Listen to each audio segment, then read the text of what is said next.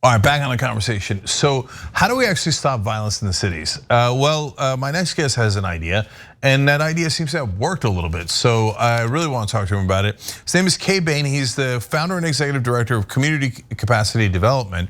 He's also commissioner on the New York City's Mayoral Racial Justice Committee, and he co-drafted a lot of the interesting initiatives that they're doing in New York. Kay, welcome to the show, brother. Peace and blessings. Thanks for having me. Excited to be here. No problem.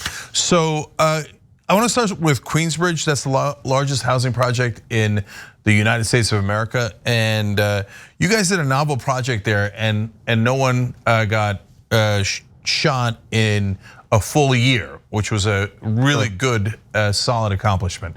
So let's start right there. What did you guys do, and why do you think it worked?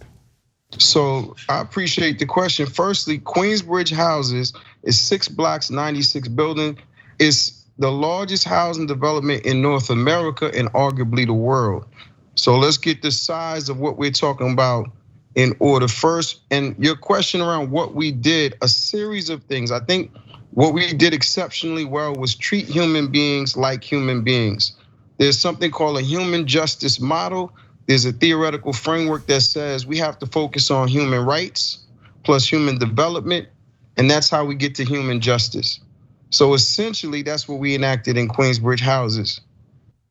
Okay, I love it so far. Help me understand it better. So when we're talking about human justice model, how does that play out day to day, or as a matter of tactics in this situation?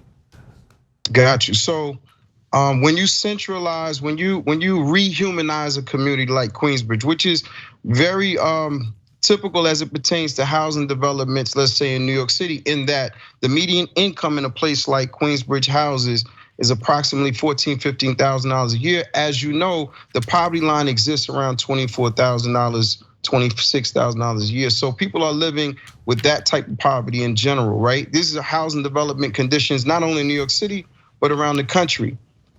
So there's fundamental foundational needs that have to be met when working inside a community like this. But it really revolves around a 3-layered approach. First, there's work that we do with community empowerment so that people know that they are seen, they're heard. We work to organize and mobilize in the community around initiatives. Second, we work on system change. Queensbridge Housing, for example, is subject to environmental racism. There's a lot going on. And again, atypical, unfortunately, to communities of color, we get a lot dumped on us. So systems change is the second component. The third and final is individual transformation. And that's to your question around the day-to-day activities. So that could look like employing young people in a community where unemployment rates are skyrocketed and ridiculous, to working with what we call youth builders. These are young people that we take and mentor and provide them with entrepreneurial insights and skills. We provide them with exposure, access, opportunities, and we change the power dynamic in the neighborhood. So I want to talk more about how it worked, but in order to do that, we kind of have to go backwards, as you're suggesting here, and find out what wasn't working. So you're saying rehumanize them because they were not treated that way for a long, long time. And so every once in a while, cops, you think, pressure the politicians. All right, let's go crack some skulls, do this the old-fashioned way, and that's what they understand, et cetera, right? When they do that, what goes wrong that causes more violence, not less violence? Man, so overcriminalization has a lot of serious repercussions and ramifications.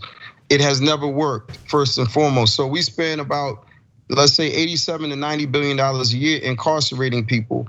And prisons are the one space, the one business I know of where you fail miserably and you expand your model more. Prison, every year, 30% of persons that are incarcerated become reincarcerated. Recidivism happens in every 3 years, you get 60%. Imagine any other business in this country or in this world for that matter, where you could have that type of failure and then the outcome be expansion of that model. If, let's say, Tesla or any other automobile industry maker was to produce those type of results, they will be shut down immediately. But prison is the opposite. So to your question about the over-policing, the over-criminalization, these are communities, these housing developments and areas that we come from where that has been the answer for generations and generations. What we did was something different. We put resources in the hands of the people who most desperately and immediately needed it. Yeah, so let's now dive into that, because I understand all the wrong things, right? And we talk about it on the Young Turks all the time. So, and I understand why people go into it. So most people go into gangs for protection more than because they want to do something aggressive, etc. Right? And it's all about opportunity or lack of opportunity. And I use the example of my hometown. My parents grew up in a border town in Turkey. And in the old days, they had these crazy laws where you couldn't do any cross-border trade. But so smugglers got really rich because everybody wanted to do cross-border trade. And it was kind of harmless, but what it did was it created gangs and it created a criminal situation where none had to exist. But if you were smart in that town, with the exception of my dad and my uncle, who just didn't want any part of anything physical or violent, right? But the opportunity was in doing smuggling. So everybody became smugglers. So I understand that concept, right?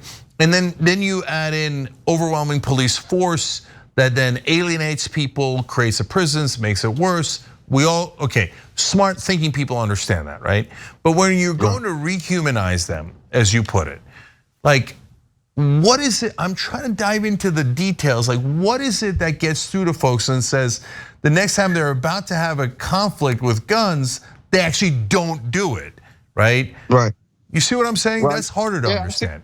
There's a few things. So when we talk about gangs or units of protection, we have to even humanize that. And that's not a popular notion, but there's a lot of truth in it. Understand that units of protection are naturally occurring. They're actually very logical when you don't feel safe. When your human needs are not being met, the rational, logical, appropriate adaptation is to form a unit of protection.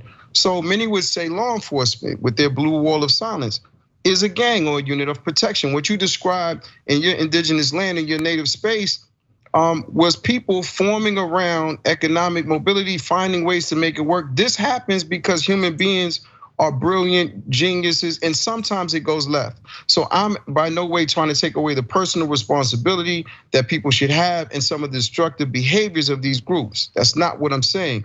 What I'm saying is, when you live in intense abstract poverty, when you are subjected to health disparities, all of the pre-existing conditions that we talk about in COVID, for example, that Black, brown, indigenous people of color have suffered with for generations, there are certain byproducts, certain things that are gonna come from that, and people will form units of protection. Now, the answer to your question is channeling those skill sets.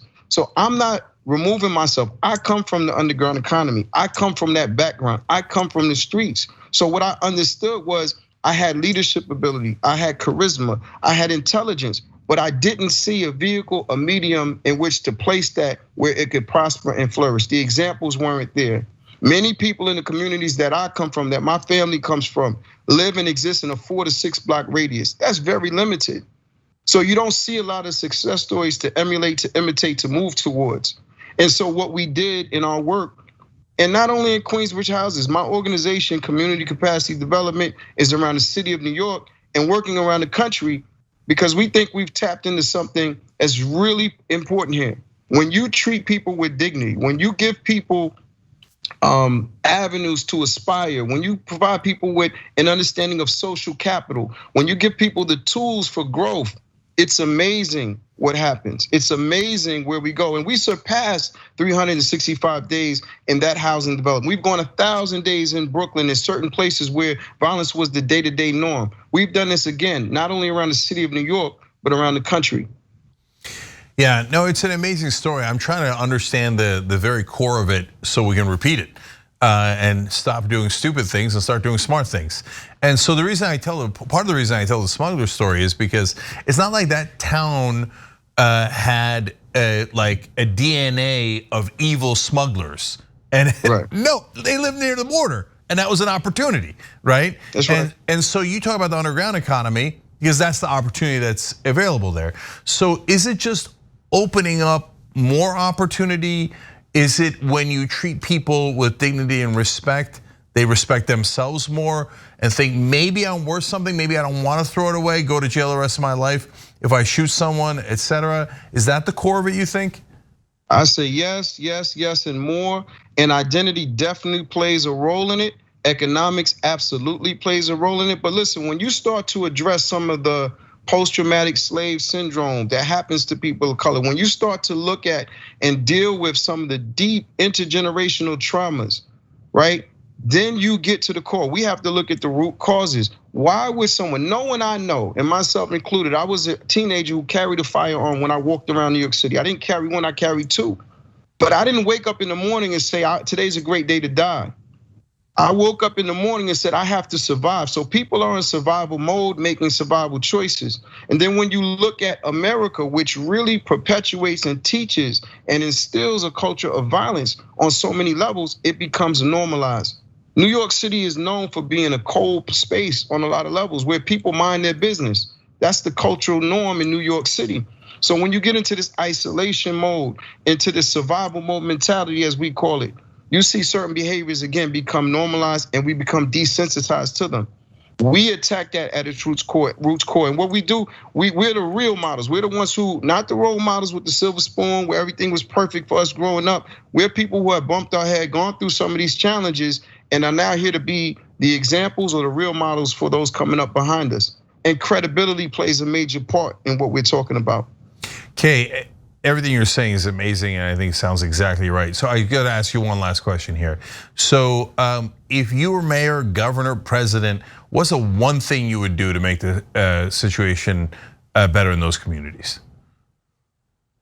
So there is no one silver bullet to fix and remedy the situation because we didn't get into this predicament. It was a myriad, it was a variety of things that have compiled on top of each other to create this confusion and this system that actually works for some but not for all. So I would say if I had one of those esteemed positions, which I don't seek, I don't envy those persons in politics. I would say we need a holistic approach. We need a human justice approach that puts people at the center of the solution. And with humanity and reclaiming our humanity, you will see the difference that is necessary for us to succeed. Yep, I think that's exactly right. All right, Kay Bain doing amazing work in New York. Everybody check out Community Capacity Development. We put up the website there. We'll put it in the description box below. Check it out. Kay, thank you so much for joining us. Appreciate it. Thank you so much. Last thing, I want to invite you to come out, brother. I'd love to see you. We got a march coming up October 11th, a Human Justice March all through the city, 100 organizations.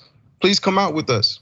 Well, I'd love to do it, and we've already had some impact in New York with helping AOC and Jamal Bowman win. So we got a lot of folks in New York, and so yes, I'd love to do it. You got a date one day. Love it. Hold you to it. All right, brother. All right. Thanks for watching The Young Turks. Really appreciate it. Another way to show support is through YouTube memberships. You'll get to interact with us more. There's live chat emojis, badges.